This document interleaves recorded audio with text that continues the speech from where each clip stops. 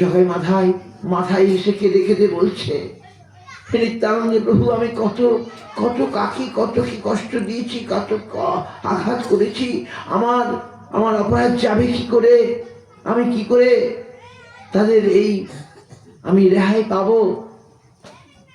নিত্যানন্দ বললেন, বাবা কোনো চিন্তা করো না, তুমি এখন একটা ঘাট বানাও, গঙ্গায় ঘাট বানাও, ঘাট বানিয়ে ঘাটটাকে দেখভাল করো। নাকি এখন আছে মাদাই ঘাট, আপনি যদি মায়াপুরে যান, হ্যাঁ মায়াপুরে গিয়ে গৌরনগরের দিকে হেঁটে গেলে মাধাই ঘাট, ওইটাই গঙ্গা ওখানে ছিল, এখন ওইটা চিহ্নিত হয়েছে। মাধাই ওইখানে ঘাট তৈরি করে আর দেখভাল করতে, তাতে সবাই স্নান করতে আসতো, গঙ্গা স্নান করতে আসতো, আর তার যদি কোনো যে অপরাধ হয়েছিল সেগুলো মোচন হয়ে যাবে। তো এইভাবে মাধাই এখন কি করে, 2 লক্ষ হরিনাম করে প্রতিদিন, মালা জপের মালায় 2 লক্ষ হরিনাম করে। হরিদাস ঠাকুর 3 লক্ষ হরিনাম করতে, আর মাধাই 2 লক্ষ হরিনাম করে ভক্ত হয়ে গেছে। মহাপ্রভু নিত্যানন্দ বলছেন, এই মাধাইকে যারা একটা বট পাতা দেবে, সেটা আমার কাছে মধু হয়ে আসবে। আমার ভক্তে যদি কেউ কিছু একটু সেবা করে, আমার কাছে সেটা মধু হয়ে আসবে। আর ওই ভক্তের যদি কেউ নিন্দা করে, দোষ করে, মাতাল ছিল, অনেকে মেরেছে, এটা বললেও অপরাধ হয়ে যায়, সেটা আর এখন সেটা নাই। এই জন্য বৈষ্ণবের পূর্ব ইতিহাস কখনো বলতে নাই, সে তো আর সেই অবস্থাতে অনেক উন্নত হয়ে গেছে। এই জগাই মাধাই কে করলেন? আমার গৌর হরি করলেন, নিত্যানন্দ নিতাই চাঁদ করলেন, কোন অস্ত্র ধারণ করলেন না। ওই যে এই কলিযুগে মহাপ্রভু ভগবান দাপর যুগে তিনি অস্ত্র ধারণ করেছিলেন, কত অসুর বধ করেছিলেন, কিন্তু কলিযুগে কি করলেন? কি করলেন? হরিনাম দিয়ে হৃদয় শোধিল, যাচি গিয়া ঘরে ঘরে। হরিনাম দিয়ে তিনি হৃদয়কে শোধন করেছেন, কি করেন নাই বলুন? আমি এসছি, তবে আমার হৃদয় তো শোধন হলো না যতক্ষণ না আমরা মহাপ্রভুর ভক্ত চরণে না যাব, ভক্তগণের সঙ্গ না করব, ততদিন আমরা মহাপ্রভুর করুণা লাভ করতে পারবো না। কহিবার কথা নহে, কহিলে কেহ না বুঝয়ে, ওইছে চিত্র চৈতন্যের রঙ্গ, সেই সে বুঝিতে পারে, চৈতন্যের কৃপা যারে, হয় তার দাসানুদাস সঙ্গ।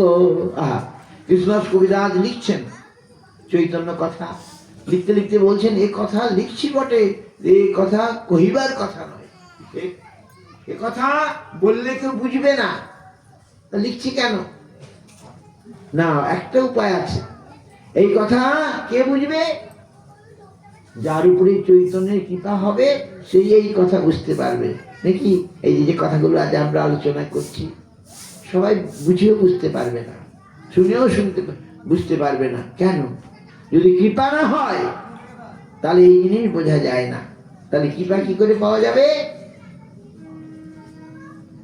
কহিবার কথা নহে, কহিলে কেহ না বুঝয়ে, ওইছে চিত্র চৈতন্যের রঙ্গ, সেই সে বুঝিতে পারে। আবার বলছেন, প্রথম বলছেন বোঝা যাবে না, আবার বলছেন না, সেই সে বুঝিতে পারে, চৈতন্যের কৃপা যারে, হয় তার দাসানুদাস সঙ্গ। আমি আপনাদের কিছু বলছি, আমি যদি গুরুপাদ পদ্মে না আসতাম তাহলে সে বলতে পারতাম, বৈষ্ণবগণের সঙ্গ না করতাম। সঙ্গ মানে কি? সঙ্গ মানে সেবা। মশাও তো সঙ্গ করে, মশা আমাদের ছাড় পোকা আমাদের সঙ্গ করে কেন? বিছানা শুয়ে থাকে। কিন্তু সঙ্গ মানে সেবা। বৈষ্ণবদের সেবা করলে, গুরু বৈষ্ণবের সেবা করলে, তারা কৃপা করলে ভগবান তখন অনায়াসে সহজেই কৃপা করেন। করেন কিনা বলুন? ভগবান কৃপা করে। এই জন্য আমাদের কি করতে হবে? গুরুপাদ পদ্ম বৈষ্ণব গণের সঙ্গ তাদের আপনারা করেন, হ্যাঁ করলেই আমরা ক্রমে ক্রমে ভগবানের কাছে চলে যাব, তা নাহলে হবে না। আপনারা শুনেছেন তো, বালক ধ্রুব মাত্র 5 বছরের, নিষ্পাপ, মায়ের কাছে শুনে নিয়েছিল যে কি করে আমি ওই সিংহাসনটা পাবো। বিমাতা সুরুচি, বিমাতার নাম সুরুচি, সে তো বলতে হবে না, যদি ওই সিংহাসনে বসতে চাও তাহলে হরির আরাধনা করে আমার গর্ভে জন্ম নিয়ে জন্মালে পরে ওই সিংহাসনে বসতে পারবে। মাকে সে বালক বলে দিল, ধ্রুব দুঃখ পেয়ে কষ্ট পেয়ে, যে বিমাতা এরকম বলেছে। মা আমাকে ঠিকই বলেছে, হরির কৃপা হলে সবকিছুই পাওয়া যায়। ও তাই নাকি? তাহলে ওই হরি কি কোথায় পাওয়া যাবে মা? হরিকে বনে গিয়ে ডাকতে হয়, তাই নাকি? আচ্ছা কি নামে ডাকবো বলো দেখি? মা বলে দিলেন, পদ্মপলাশ লোচন হরি, পদ্মপলাশ লোচন হরি। ধ্রুব শুনিল। মা যখন ঘুমিয়ে পড়েছে, ধ্রুব তখন কোথায় গেল? মনের পথে। মা বলে দিয়েছে, মাই প্রথম গুরু। আপনারা যারা সংসার করছেন, ছেলে মেয়েকে ভগবানের দিকে চালিত করবেন, স্কুলে পাঠাই, কিন্তু তাকে ধর্ম শিক্ষা দেওয়ার কোনো ব্যবস্থা করি না, তাহলে কি হবে? তারা মানুষ হবে। দেখুন, সুনীতি, সুনীতি হচ্ছেন প্রকৃত মাতা। বলছেন, সে মাতা মাতা নয়, সে পিতা পিতা নয়, সে বন্ধু বন্ধু নয়, সে গুরু গুরু নয়।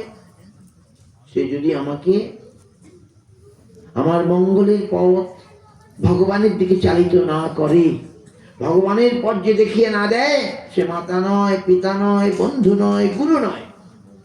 এমন তাদের ত্যাগও করা যায়। বলে কে ত্যাগ করেছিল? বলি মহারাজ শুক্রাচার্য গুরুকে ত্যাগ করেছিল। ব্রাহ্মণ পত্নীগণ তাদের স্বামীগণকে পরিত্যাগ, তারা বাধা দিয়েছিল কৃষ্ণের কাছে যেতে, ত্যাগ করেছিল, তাদের কোনো কিছু লস হয় নাই। প্রহ্লাদ মহারাজ হিরণ্যকশিপুকে ত্যাগ করেছিল। তারপরে ভরত মহারাজ ও মাতা কৈকেয়ীকে ত্যাগ করেছিল, তারা ভগবত বিরোধী ছিল বলে ত্যাগ করেছিল। তাদের কোনো ক্ষতি হয়েছে? তাই বলুন, তাদেরই জয় জয়কার হয়েছে।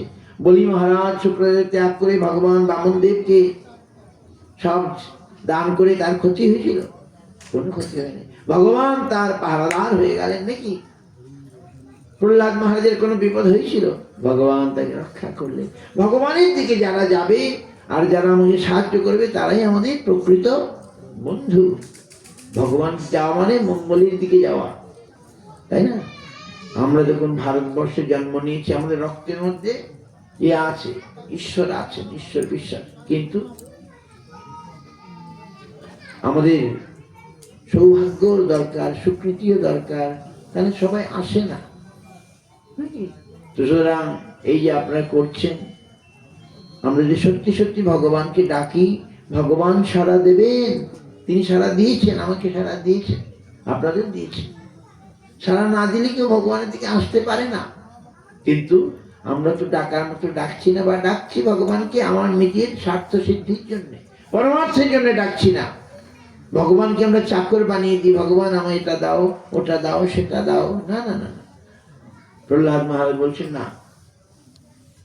যারা ভগবানের কাছে সামান্য তুচ্ছ জিনিস চায়, একটু ফুল জল একটু দিয়ে বলে আমার এটা দাও সেটা দাও, সে তো ভক্ত নয়, সে হচ্ছে বণিক। সুতরাং আমরা ভগবানকে কেন ডাকবো? ভগবানকে সন্তুষ্ট করার জন্যই ডাকবো, ভগবানকে খুশি করবার জন্যই আমরা ভগবানের নাম করবো, উৎসব করবো। এরকম।